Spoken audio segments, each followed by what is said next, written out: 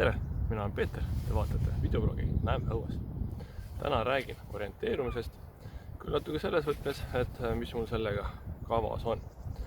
Nimelt olen mõned aastad juba orienteerumisega tegelenud. Alustasin sellega tegelikult suhteliselt ju hilja, kuskil 35-aastaselt. Aga praeguseks on juba soov tekkinud panustada sellesse alasse, et teha mõningaid õppevideosid orienteerumisest.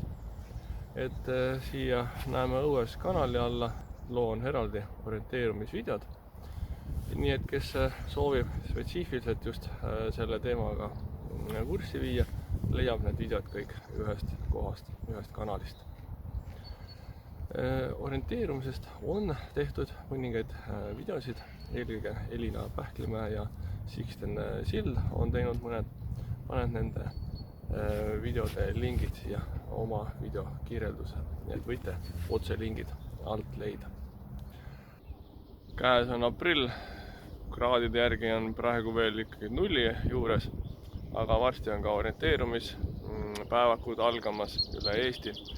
Nii et viimane aeg natuke orienteerumist meelde tuletada või omale uus ala võtta, et sellega suvel tegeleda. Tšik-tšik!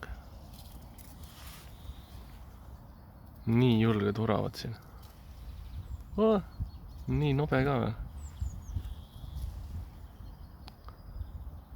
Kahel on mingid pähklid mul kaasas ja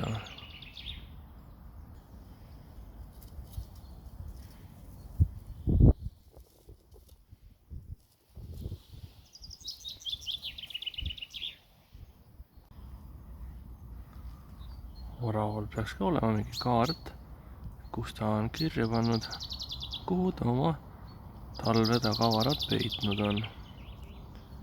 Sellega ma selle lühikese video lõpetan, liikugu ikkagi väljas ning näeme õues.